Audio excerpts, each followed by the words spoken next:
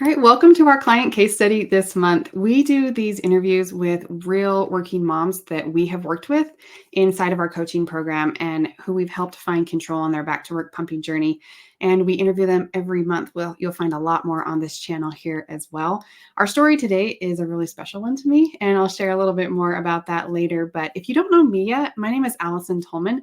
I'm the creator and the founder of the Pumping for Working Moms coaching program, where we help career-driven women who are committed to breastfeeding and making the transition back to work sustainable and on their own terms. So as we're talking to our guest today, if that feels like something that you're wanting the same long-term support that she's going to kind of describe to you and the same feelings of peace and sustainability in her journey, I will put an application down below wherever you're watching or listening to this so you can apply. But that link is newlittlelife.com/apply.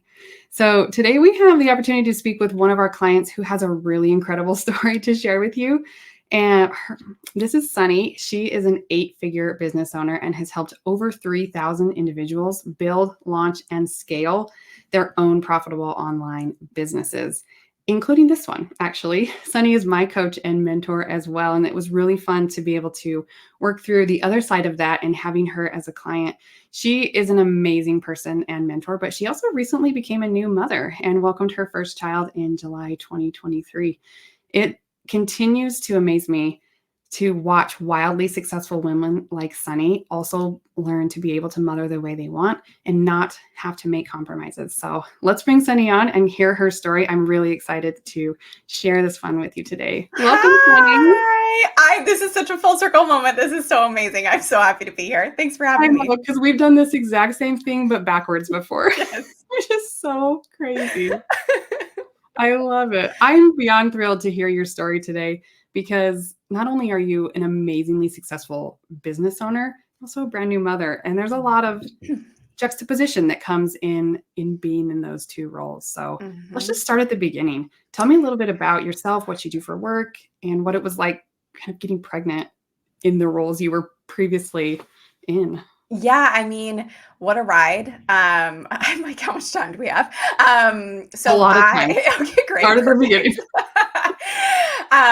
So what I do, you spoke to it really lovely, in a lovely way prior to me coming on here, but I help people who have a skill set or an expertise essentially take that skill set and be able to scale it through an online education program for more impact and to be able to reach the people who need the most, who may not be in their local area. So I've been doing this work for over a decade now, and we've had our signature program, which is the Authority Accelerator, which is the program that you're a part of, for coming up on, for coming up on 6 years. And the whole purpose of that program is to help you create, automate, and scale your online education business. And we've been helping people for, like I said, almost 6 years now. And we've taken people from absolute zero, no business, no audience, to scaling to 6-7 figures and beyond. But more than that, I think my true passion in life is giving people who really know what they're talking about and have true credibility a voice, and to be able to really make the impact that they want to make in the way that they want to make it, and to build a business that complements their life and doesn't complicate it. And so that's always been my sort of like ethos and my North Star. And so for myself, I was really put to the test when I decided to start a family. Nothing will test you more than having a child on Yeah. Sure. And it's funny, like what I think is most interesting about this journey of motherhood is that you think you know, but you really have no clue until you're fully in it. And there is no way to really prepare yourself. Like, people told me, oh, you're going to be so tired and whatever. And I'm like, I've been tired before. Like, I've pulled all-nighters before. It's just so different. It's such a different level of exhaustion. It's such a different level of overwhelm. The minute you get pregnant, your brain goes into a level of overdrive that you've never experienced before. And you're starting to think about not just yourself, but also your baby. Yeah. So you're a mother the minute you get pregnant. And that was overwhelming. And then once the baby's here, that's on steroids. And so navigating being this entrepreneur who has always been super passionate about the work that I do. I love what I do. I feel very lucky that I love what I do so much. So navigating like these almost two identities of like, I am a mom And I'm also this business owner, and I love this aspect of my life too.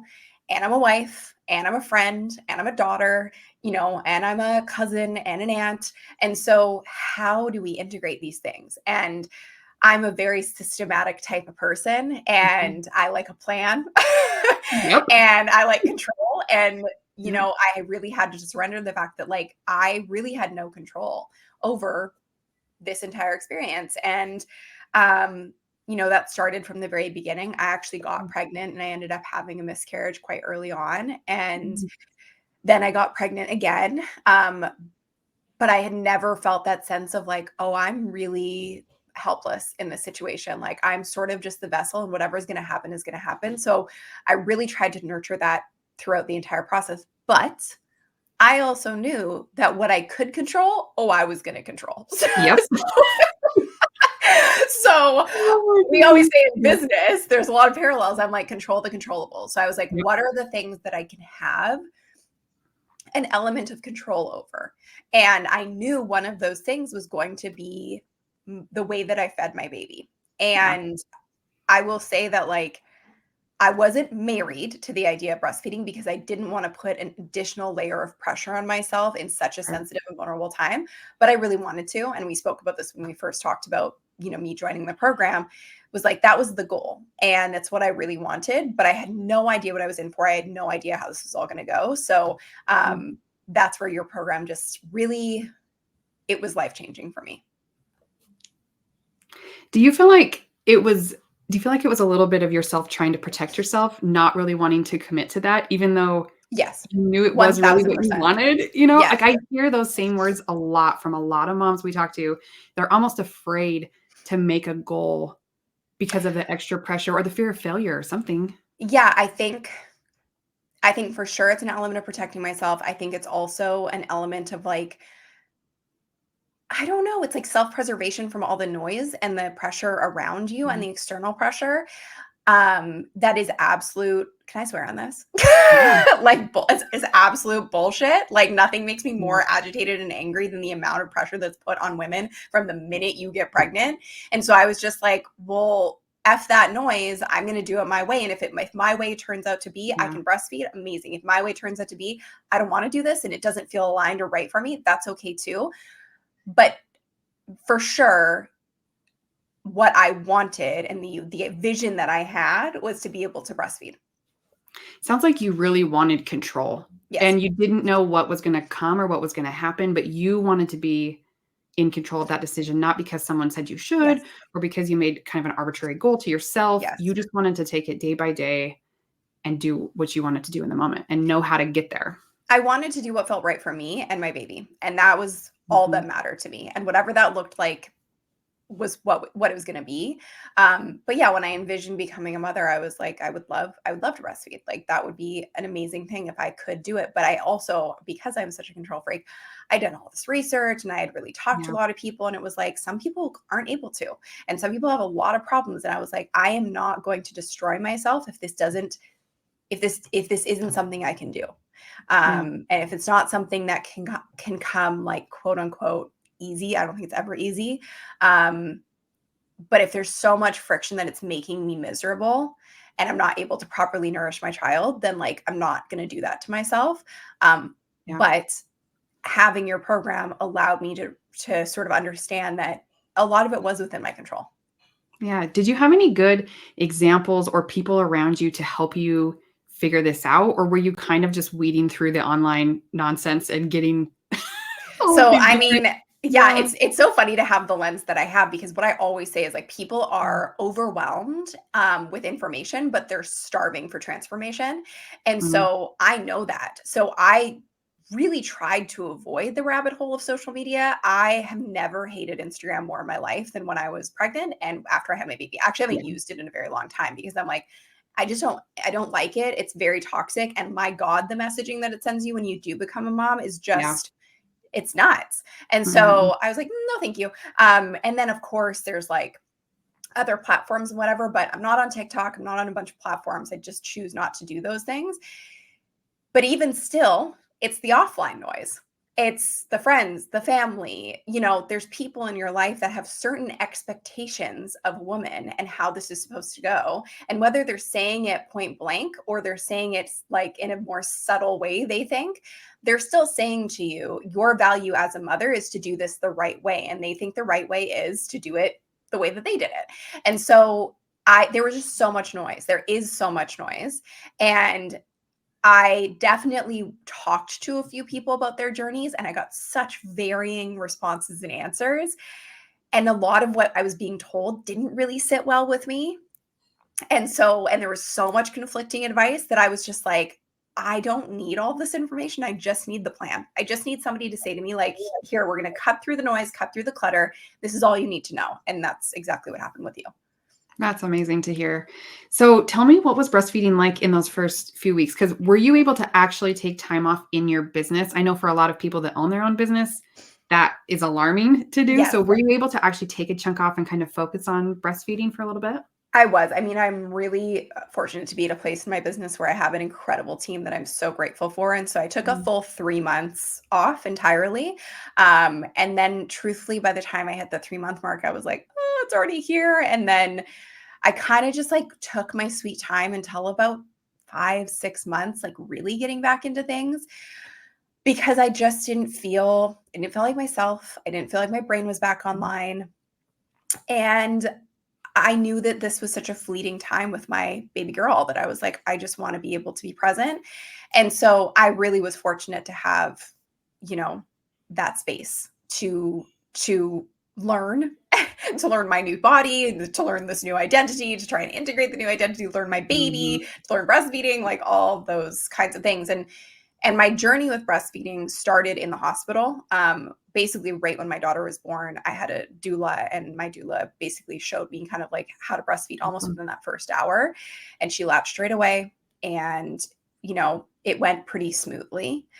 What I didn't know or wasn't prepared for was like cluster feeding and, and like supply issues and the longevity of keeping this up Yeah.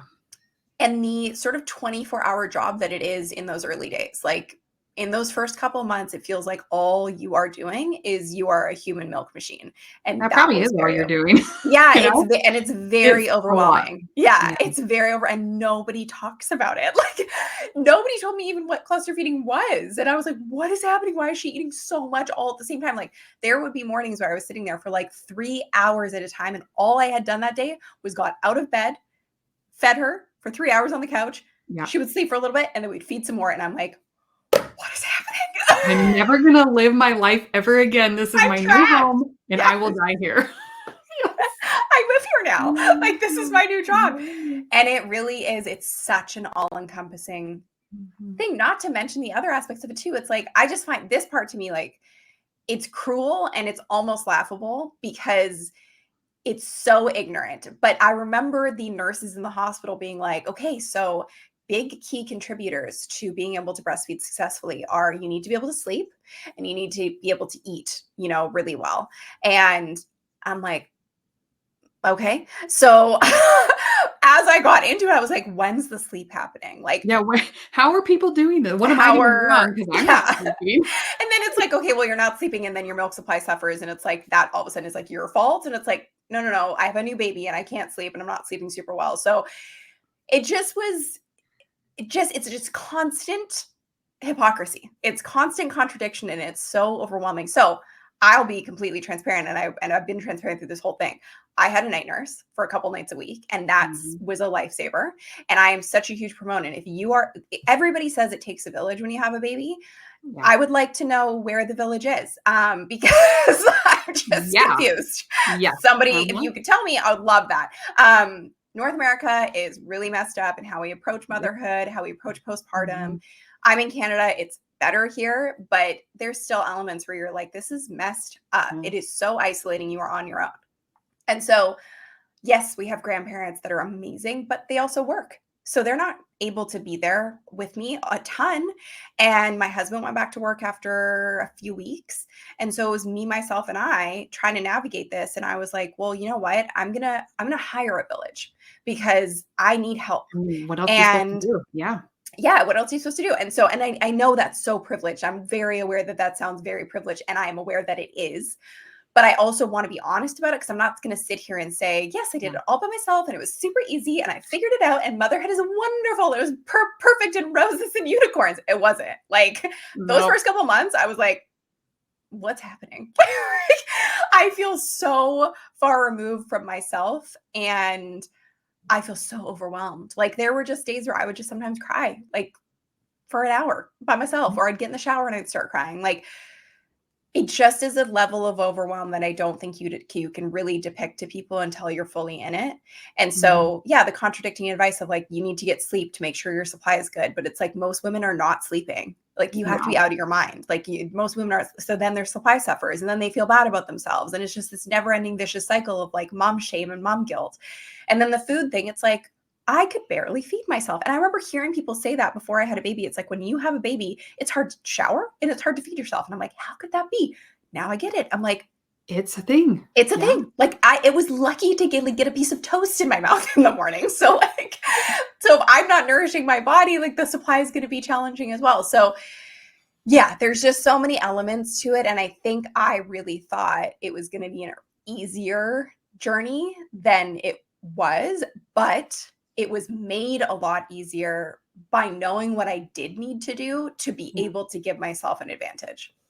Yeah, and you brought up something really interesting too is, the nurses in the hospital are wonderful and they're Mhm. helping you and they're doing all these things, Yes. but they said something to you that kind of stuck in your brain Mhm. and it didn't translate into daily practice. Mm-mm. And this is one of the big reasons why I really loved the model that my business coach teaches me, which is you.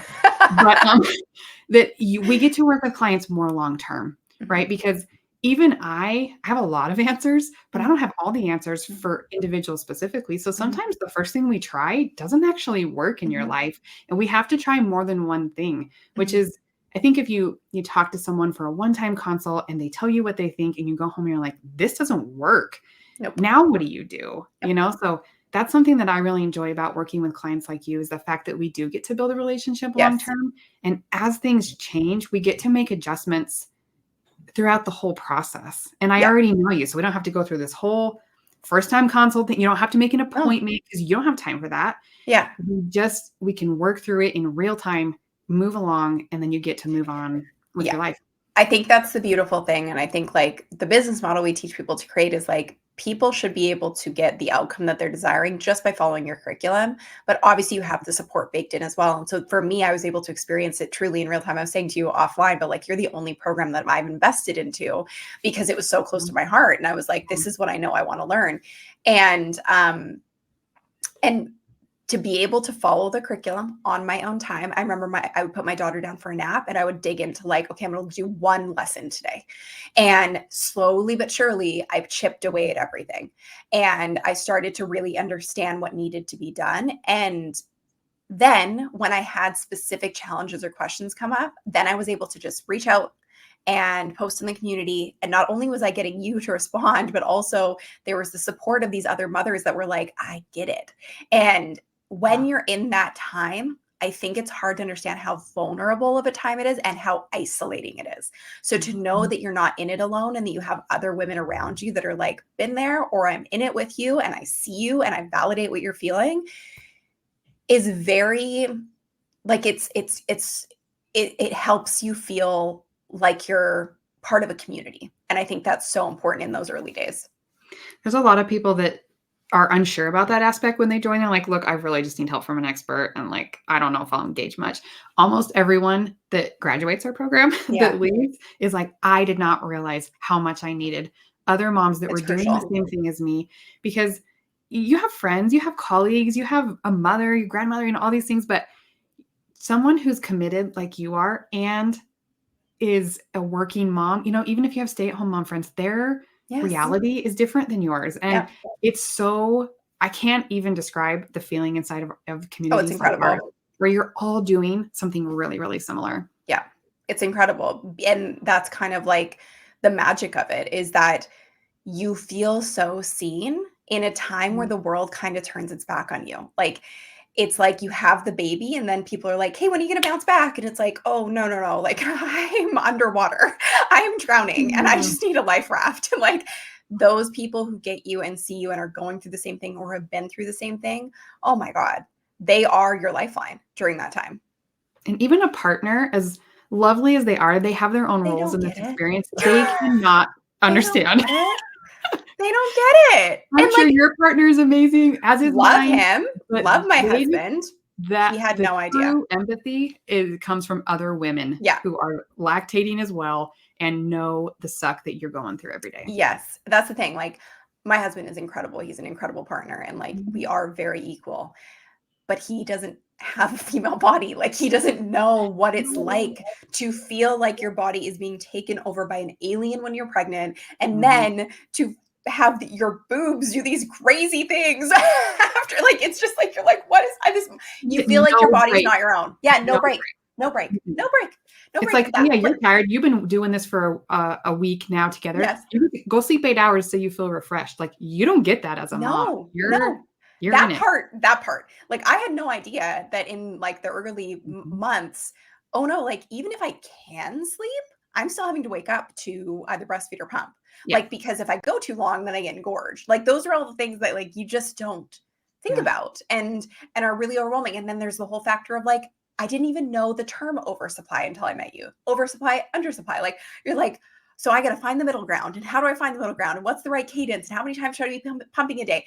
And to also try and do this when your brain is like real messed up once Yeah, you've had a baby. yeah. I remember, I'm so serious on this. It took me 1 week to figure out how to put my pump together after I had my daughter. Like, every day I'd be like, I think I One got it. part at a time. I don't know. Literally, literally. And I was like, Yeah. why is this so hard? And it's so hard. Why did this not come put together? I cannot do this. And No. what are the freaking settings and like all these things? And it's just like having a fast track from you. I was like, okay, great. We're good. I got it. Just, like, watch this short little lesson. It's done. They Yes, have to it's think about it. done. Yeah. Yes. For Yeah. sure. Oh my gosh, it's crazy. The newness of motherhood, and I can just picture you, Sunny, sitting on your couch, cluster feeding, in like looking like a mess, being like, I've been in Forbes. I've been freaking Oprah. Like, what is literally happening right now? It's true. You're like, wait, what has my life become? I swear, like, I'm a whole different person than If they this, could but see me that now, they'd retract the article because this is a this freaking is a joke. mess. This is Isn't an that absolute funny? mess. She's crying. Well, Yep. one of my friends put it perfectly. She was, and she also runs a business, and she's like, you're in the leaky phase. Everything is leaking. You're crying. Your boobs are leaking. You're still bleeding. Like, no one told me about that factor. I was like, sorry, I'm wearing a diaper and the baby's wearing a diaper after I Yeah. have her. Like, what is going Not on? only do you have to get sleep, feed yourself, and feed the baby, you're also trying to recover from Trying to recover literally from a very pushing a traumatic human out of your situation. body. Yeah, Yes, like, it's a and lot. I had a very healthy, happy birth. It was still 26 hours of pure hell. Like, it still Yeah. hurt like a mother effer, and like it still took a very big toll on my body. My body's still recovering. I still have a hip issue that has not gone back to normal, and my daughter's almost 16 months. Like, so yeah, you're dealing with that, and also like the mental aspect of the birth too, and just remembering it and remembering what it felt like and all of those Yeah. things. Like, that's a lot in and of itself. And then you pile on breastfeeding, learning to take care of this tiny human, learning their needs, learning how to understand them, like, and their cries. It's just, yeah, it's more than I ever thought it would be. And it's the duality and so many truths at once of like, oh my gosh, I am so overjoyed and I'm so in love with this baby, and I'm miserable. And I don't know what I'm doing. And I feel very overwhelmed and incompetent. And I'm a smart person and I've done some really cool things. And this is breaking me. Yeah. It's like the biggest ego check of life. And it's a very humbling experience. And it's hard. And I just think it's important to be honest about the fact that it's hard. And if you find it easy, oh my gosh, that's amazing for you. Yeah. I did not. I did not find it easy in those first couple months. It's unreal. So what was the line where you kind of just like drew the line in the sand and were like, I need help? I think you reached out to us about 6 weeks postpartum, if I remember. And what were you like, I'm done. I need help. I gotta So figure this out. I think I talked to you before I even had my daughter, and I was like, when would I need to do this? Mm, And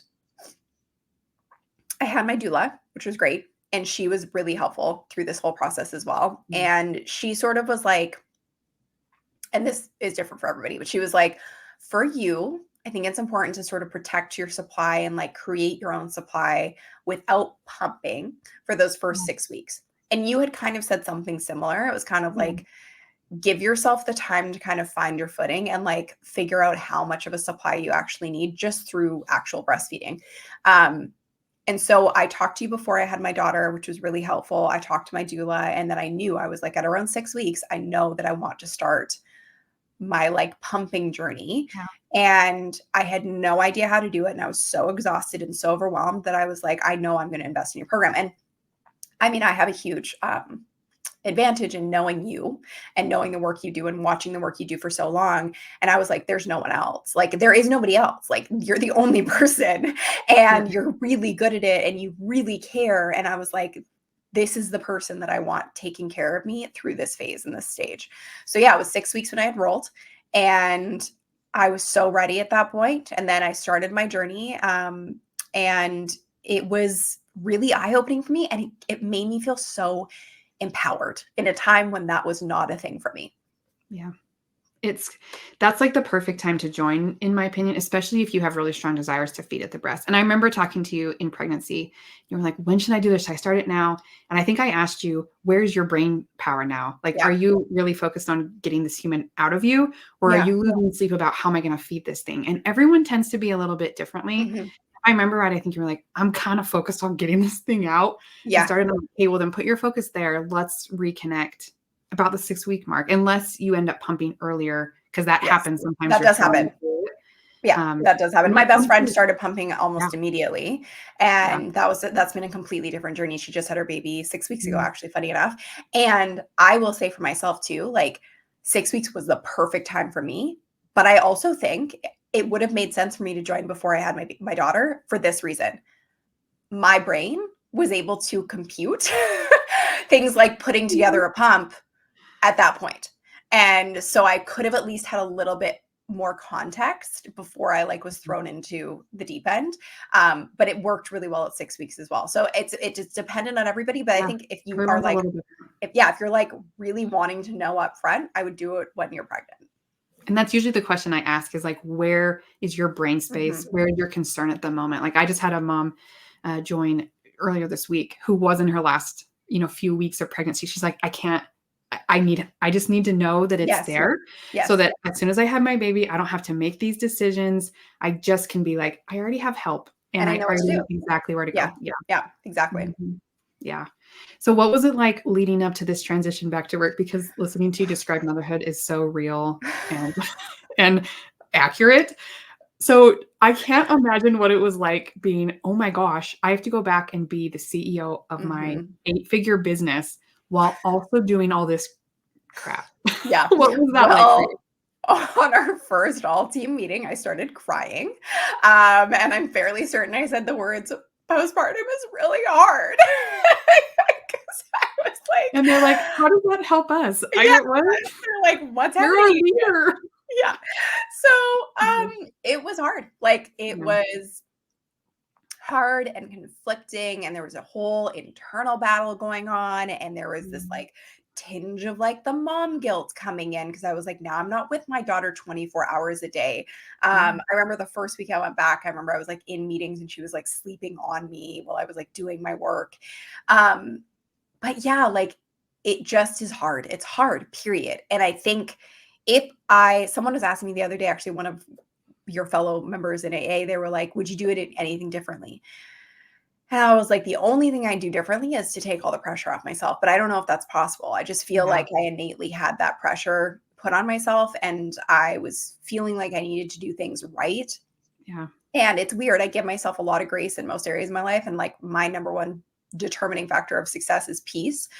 But that period of time, it just was like, you're just climbing such an uphill battle and such a huge learning curve that it's just you feel not great about yourself, and it's really challenging. And so I was battling all of this internal mental stuff, not to mention like the hormonal factor of like your hormones don't really go back to normal for I think it's like 2 years.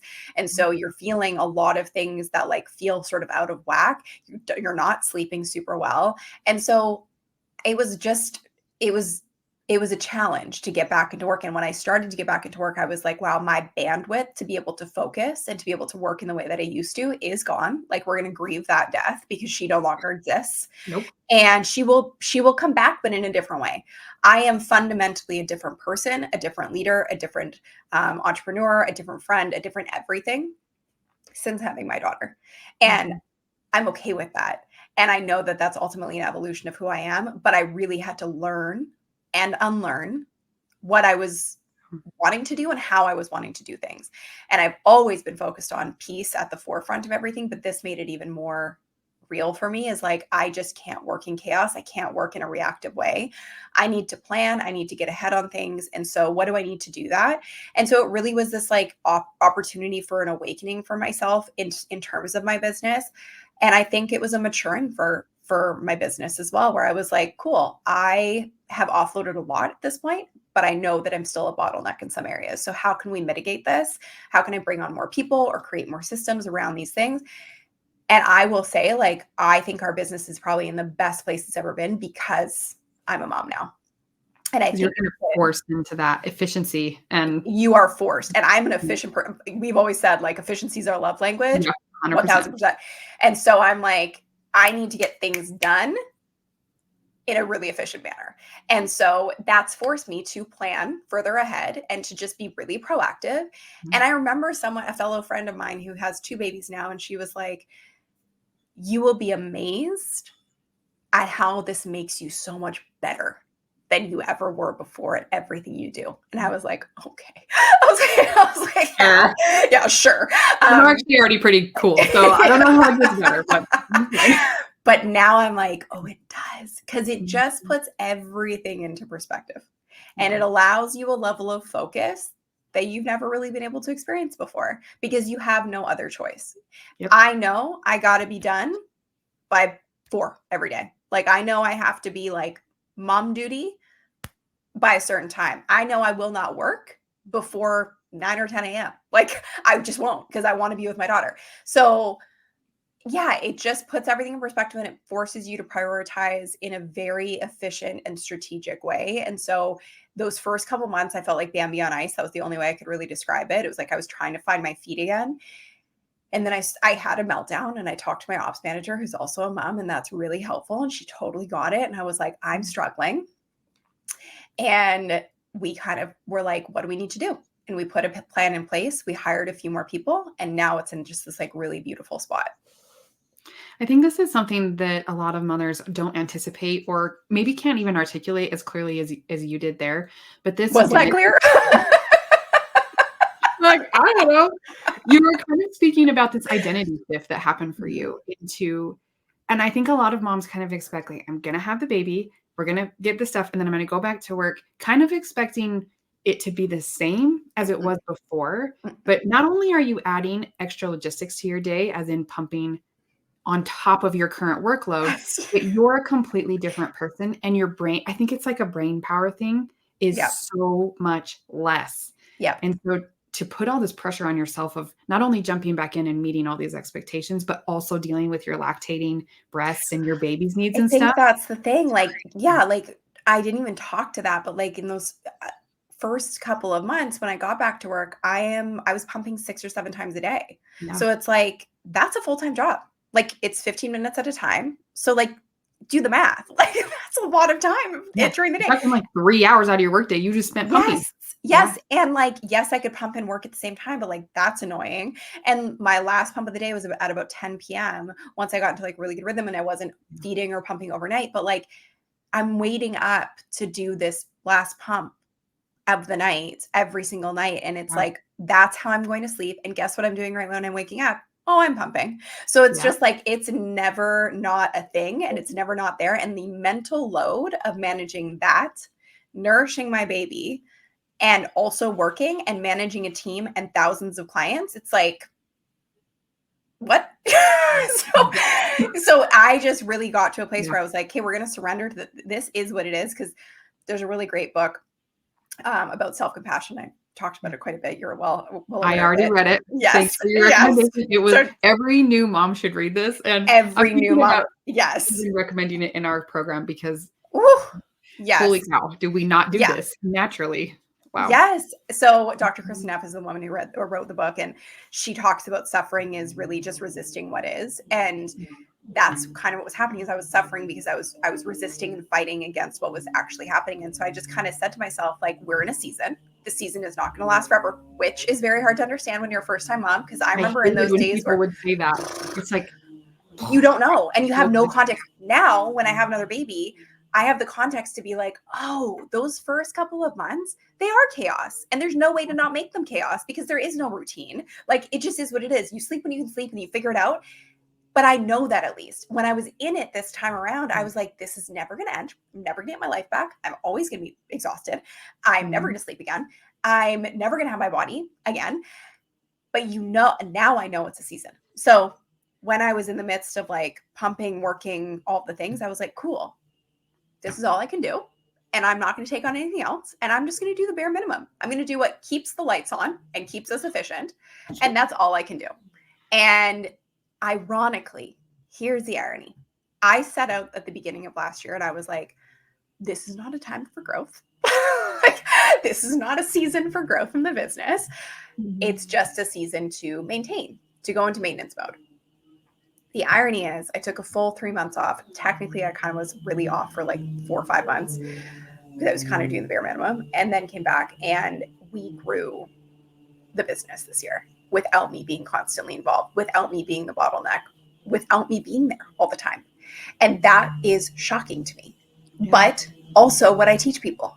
And that for me, when I saw that, it sounds so silly, but like it made me emotional and it felt so validating that I'm like, I fucking did it. Like Mhm. I had my daughter. I wasn't actively involved in the business. I got to be so present with her in those precious first months and also got to integrate my life in a way where I'm home. She's sleeping, Mhm. having her nap in the next room right now. I was able to get childcare to support when I did go back to work, but I'm also here all the time. Like I'm here, I'm able to see her, I'm able to have this whole integrated life. Like it's doable, it's possible. And I think that's why I'm so adamant and passionate about women and women in entrepreneurship, because in any other situation, your success is dictated by somebody else. The way you go about doing your work is dictated by somebody else. I think it's the best gift and the greatest gift you can give yourself is to be able to create a life and a business that you can determine and you can control. And that stems from every single thing that you have to do. And so for Mhm. me, even when it came to pumping, it was like, I'm going to empower myself to do this in a way that feels right for me. I don't care what anybody else does. I don't care what anybody else says. And that's really like the gift that you were able to give me. Yeah, and that's beautiful to hear you speak of that because that's why I got into this business in the first place is I knew I couldn't help as many people or as well by doing one-on-one visits with Mhm. them. And that's still a question we get like, I just have some questions. Can I just get on a call and like just have a consult? And it's like, it won't serve you Yeah. long term. Like Yep. what you're describing is you've already described multiple different stages of your, 9 to 12-month journey happening so fast, always Yes. changing, new things coming up. And that's the beauty of, being brave enough to make that investment to hire someone to help you through the whole process. And a lot of Yes. what we do, me and my team, we're pumping experts, right? A lot of us are lactation consultants as well, but we're also a little bit of like life coaches. Like I cannot tell Mhm. you how many times moms will come on just like I'm falling apart and we're picking up the pieces, not really pumping related, but there's something really unique about this style of support and coaching. I don't even know a better word to call it other than No, it is that. that. It is community and it's coaching and also Mhm. consulting. Like it's all of It's those like all things wrapped wrapped up into in one one. thing, yeah. And it's so necessary because you Yeah. could have all the information to achieve this outcome on your own, but there are so many intangibles that come up that screw with you, especially in motherhood, Yeah. that make it nearly impossible to really take control on your own. And Mm. so, like I said, the community and the step by step, like this is what you do now, and this is what you do now. Here's I the was like, exact plan. Don't even think about it. I've already laid it out for you. yeah. I was Yeah. like, thank God. I cannot watch another YouTube video on like what to do here. And then the next one I watch says something completely different. Like, no, I'm not interested. I already know who's the best at this. I'm going to go to her. And it was the best thing I ever could have done for myself. And I will also say that because I am surrounded by moms. I'm surrounded by new moms, and Yeah. everyone's journey has been so different. And I have watched many of my friends really want to breastfeed and it not work out for them. And I've watched other friends who can't get out of the loop of breastfeeding, and they Yeah. are kind of stuck in it until the rest of time, until their child decides they don't want to do it anymore. And I was like, both of those options for me are not what I see as my ideal Yeah. situation. And so I knew I just wanted to take the control back as much as I could. So talk to me about a little bit toward the end of your experience, because I know you kind of figured it out, went through all of these phases of learning and adjusting, which was really, really fun to watch. I think you had initially kind of had like a 12-month goal, Mhm, which is a really common goal because then you don't mhm. have to introduce formula. A lot of moms are like there. What was it like taking control of the end of your experience for you? Everything. I mean, I did. So when we first spoke, I was like, I'd like to get to 12 months. But what I will say about that, and I did this very lengthy post in your community when I decided to wean off, which was around the 8-month mark. I said, like, I'd set this arbitrary goal and I thought 12 months is where I wanted to get to. But really, what my subtext was and what my subconscious was I just want to be in control. I Yeah. just want to be in control of this journey, and I want to do what feels right for me. And so around the 8-month mark, I found that it wasn't aligned for me anymore. And I felt like I did an incredible job of purely breastfeeding until that point. And I had also built enough with your guidance, I had built enough of a supply that we could do a mix of formula and breast milk until she was a year old. And so I was like, I did it on my own terms. And so what I shared in your community and what I will say again here is like it equipped me and empowered me to know what was right for me in a time when it's very confusing and overwhelming to figure out what your voice is saying and what your intuition is saying.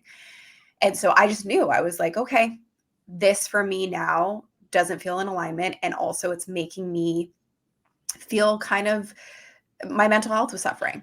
It was too much at that point. And I was like, I've done what I wanted to do. I did this my way on my terms.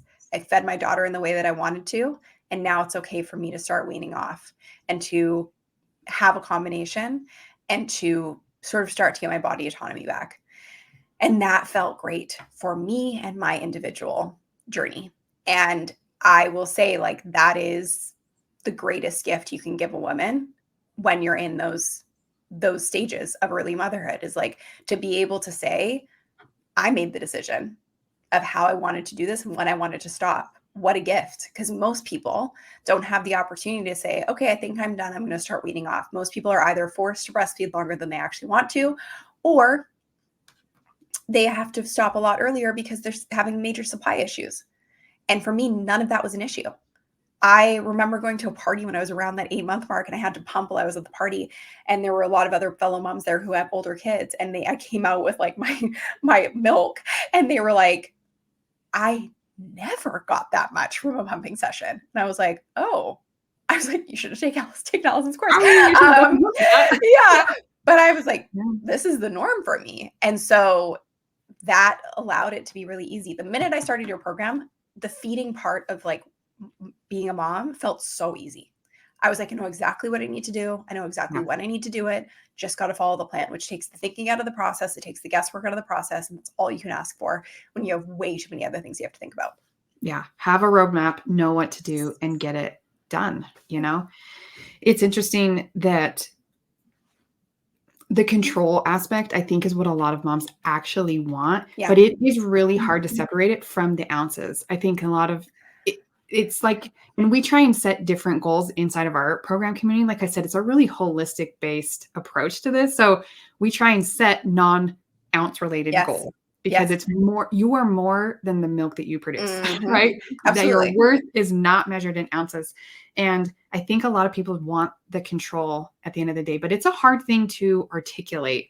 Do you It's, feel like you yeah. didn't, what was that like? I I think it's because I took your program so early on. I was never fixated on the ounces. That's also why that comment at the party kind of took me off guard, because I was like, oh, Yeah. this is just my norm. It's a more common way of thinking Yeah. is ounces, ounces, ounces for a certain amount Well, of time, you I know? think that's because of social media. Like, I think that Mhm.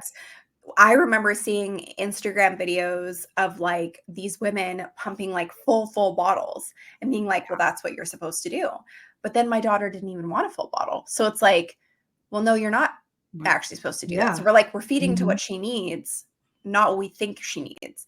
And if you get or you get an amount more than what she needs, awesome. That's kind of something you can put into backstock. But I never focused on the ounces because you don't talk about focusing on the ounces inside the program. Not You really. talk about the process to achieve whatever is actually right for you and your baby.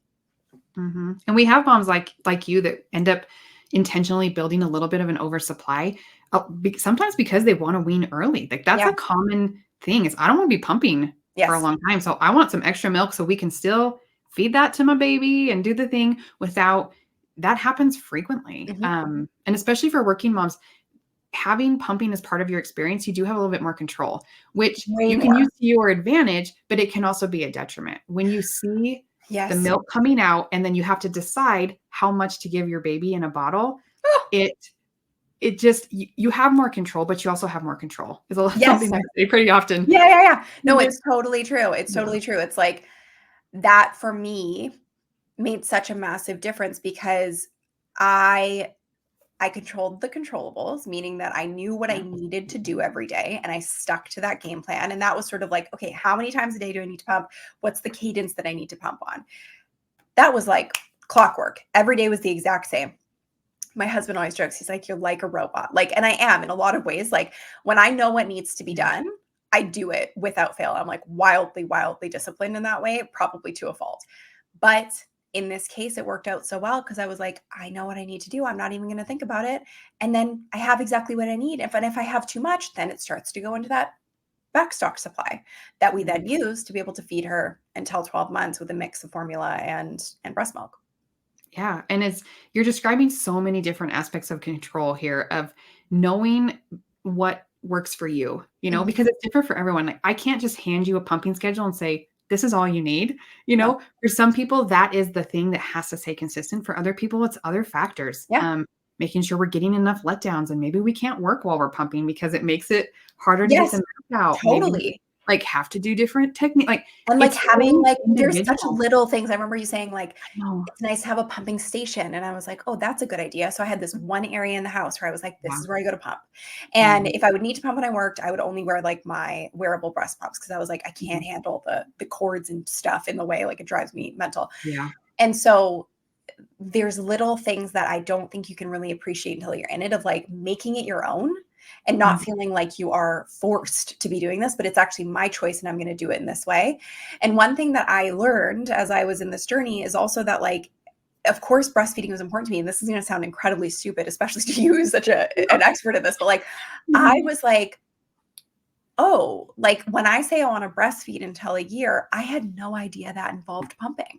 Like, that's how like ignorant I was about the whole, and you're like, well, you need to pump in order to, like, whatever. And I was like, oh, and then also throughout the journey, I met a lot of women in my life who basically were like, oh, I never pumped and I never gave my daughter or son the bottle. And I was forced to breastfeed the whole time, which limits your freedom a Yeah. lot more.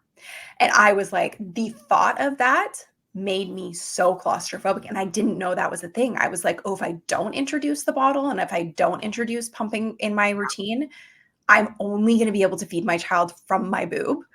No. Yeah. Yeah, not, it wasn't for me. It's for No. some people. It was not for me. Mhm. And I needed to know that I had the choice. I had the freedom to be able to leave the house or go and do something with my friends or feel like a normal Mhm. human if I wanted to. Yeah, was that a hard choice to make, kind of ending that experience for you? And I think it took you 5 or so weeks to kind of wean down, which is great that you even had the control to do that on your Oh own. my God. Because you don't just get to, like, stay, "I'm done," and No. stop. Nope, that's Like, that's also a not how fun that surprise. works. Yeah, I had no idea. Yeah. But I know people who Mhm. have just cold turkey stopped, and that's incredibly difficult and, like, can be really awful because there's like dangerous mastitis even and health-wise. all those Yeah. things. Mhm. So yeah, didn't know how long it was going to take to wean, learned and understood like what the process was going to look like. And for me, I will be totally honest with you, that was one of the hardest parts of that first year Yeah. because of the hormonal upheaval that I had no idea was going to happen when I weaned off. Like, and I know it affects everybody differently. I was not well during that time. I was really sad. And it wasn't because I was stopping. It was Yeah. because like my hormones were messed up. Yeah, kinda crazy. Yep. And yeah, and, and I just didn't feel like myself. Mhm. And so yeah, that process was probably the hardest. It's ironic. The hardest part of the breastfeeding journey was actually stopping the breastfeeding journey. It was stopping the pumping and breastfeeding journey. That for me was the hardest part because it I my body was just sort of sent into an upheaval that I didn't really anticipate. I was like, oh no, that stuff all happened at the beginning. And then you go through this phase and you're like, oh no, there it is again. Like my hormones are not normal. I'm still not 100%. And I feel really blue when I'm in this Yeah. journey of weaning. And so I think that's something that I've talked to a few of my friends about now. And like, especially my friends who are in the pumping and breastfeeding journey, I'm like, Mhm. just be aware it could happen. And I want to know. Like I did so much research before I became a mom and like that made me feel like I was in control even though it was completely not true. But like I wanted to know and be prepared for all of the stuff that could potentially happen. So it didn't come as a surprise. And that was really the only thing that I was like, "Oh wow, this is kind of shocking that like I feel this badly weaning off of pumping and breastfeeding." Yeah. Do you think you would have been able to feed your daughter as long as you did without some help and guidance No, throughout that process? Like, absolutely at not. what point do you think you would have been like, "Nope, I'm done. Like, this sucks." You know?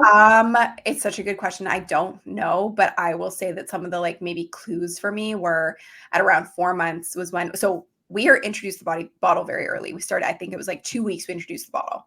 Yeah, great. And that was with breast milk. And she took to it right away. And someone had told me that like if you want to have the bottle Yeah, introduced really or smart. because Mhm. there's like the whole like nipple confusion thing, which I don't think is true, but I'm not an expert. But anyways, I feel like they fear monger that with women. Yeah, But but so I did that early, and then at about 4 months was when we really started to sort of consistently use the bottle, and it was more so when I was like ready to kind of leave the house a little bit, yeah, and like felt like I wanted to like maybe go for a walk or go to dinner or go to the mall with like my husband and my daughter, and I didn't want to have to breastfeed at all times. And so I think if I didn't have the guidance, if I didn't know how to manage my supply, I would think probably at about 4 months I would have given up. just kinda said, "I need some space, I need my and body I'm a gonna little take bit. it." Yeah. I need my time a little bit. Mhm. Like, yeah, that was very real for me. Yeah. As we kind of wrap up our conversation here, I would love to know what advice you would give to a new mom, especially one who is in your situation, a business owner. You've got a lot on your plate. You know you're going back to work. I know you've given a lot of great advice so far. So, maybe you've said it all. But I think these really high level professionals, I think that, obviously there's a lot of privilege that comes from being in a Yeah. position like yours, but you're also really isolated and you have some unique challenges, and high level professionals like you are really who I love working with, these really like control oriented, plan kind of based, but that you also have a lot of other things going on Mhm, in your life that are really important to you. mhm. And how do we find this balance? So any advice you'd give to a mom maybe in a similar position to you, who's at the beginning of this journey? Yeah, so I hesitate to give any advice because they're probably getting so much already, and, Yeah. I advise you to one in one ear, out the other, for most of it, to be Yeah. honest, unless it's coming from a Yeah. trusted source and someone you really know knows what they're talking about. Um, but what I will say and what I would say to myself if I could go back in time is, like, ride the wave.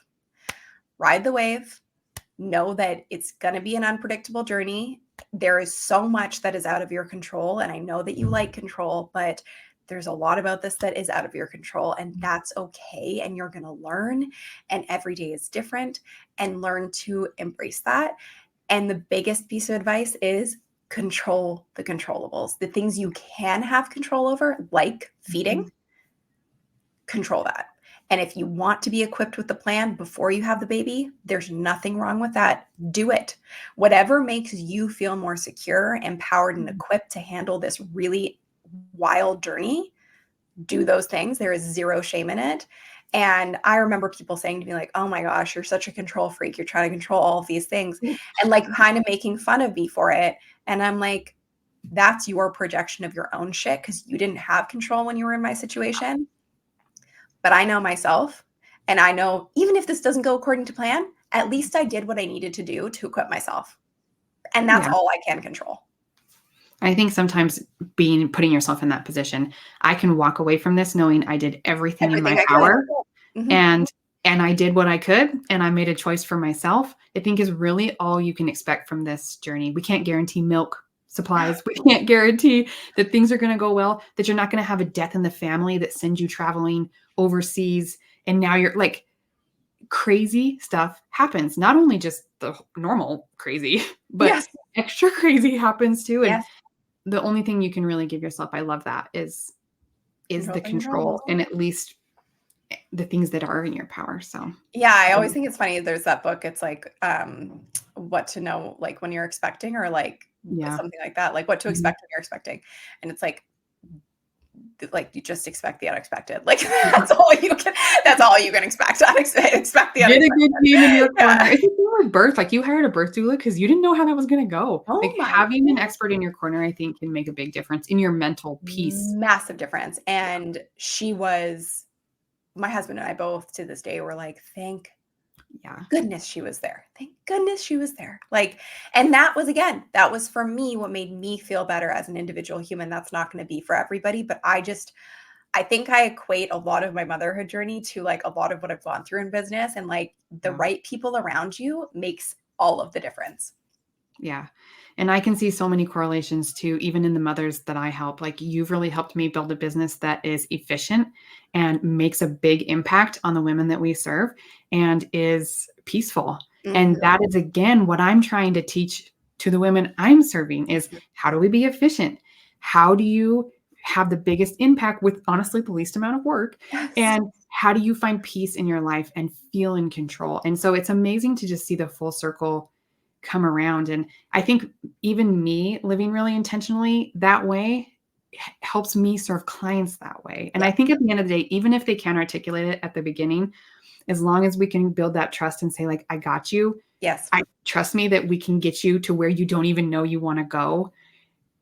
Having the bravery to do that, I think, Mhm. is step one in actually surviving. And not only that, but thriving in Thriving. this experience, you know? Yes. I remember when I got the routine sort of down of what I needed to do every day, I was like, cool, we're off to the races. Like now I Got it. feel like I Yeah. can work and I can live my life and I can also Mhm. be really present with my daughter because I'm not worried constantly about this aspect, which if you don't feel like you have the right support in place, it really does become all consuming. It becomes an all consuming thing of like, what's wrong with me? How do I fix this? And then you're going down the rabbit holes of trying to do it on your own. And it's a recipe for disaster.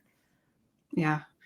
Well, what a ride you have brought us into in this last little bit, but so, so accurate. And I think you spoke really honestly and vulnerably about a lot of aspects of motherhood that not only caught you off guard, but that you were able to kind of handle and work through.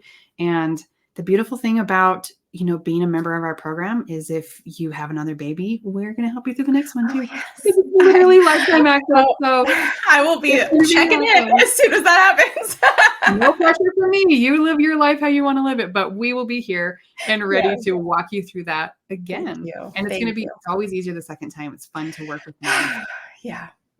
again and again, and it becomes easier for everybody, but Yeah. we'll welcome you back anytime. So Thank you. yeah, Thank so you. lovely to talk with you, Sunny, today. And if you made it through this whole experience and listened to this whole call and recording with us, if you want help to kind of get some of these same, feelings and experiences that Sunny's experienced, there is a link down in the description to book a call with my team, and we can walk you through. Can we help you? Are you the kind of person we like to help? We can make a decision together and see if that feels good to you. So we'll speak more soon. I'm so proud of you, Sunny. I just want to say that you handled this beautifully, even through the messy parts of that. And I think that speaks a lot to you as a person and what you're willing to do to make it work. Thank you. And I just want to say the work you do is so crucially important, and it is so much bigger than just being able to nourish your baby, which is huge. It is a massive amount of empowerment for women, which is crucially important in a journey that makes you feel like you have no power. So thank you for the work that you do. It is so, so, so important on so many levels. I wish moms, I hope they really take that in. It's really hard to describe that at the beginning of an experience. You're like, oh, okay, empowerment, whatever. Like, I literally just need to feed my baby. Yeah. But this is what we're doing. And this is where you can get with the right kind of support and just that guide and map to do it. So thank you so Totally. much for taking time out of your schedule to talk with us today, Sunny. Thank It's been you. absolutely lovely.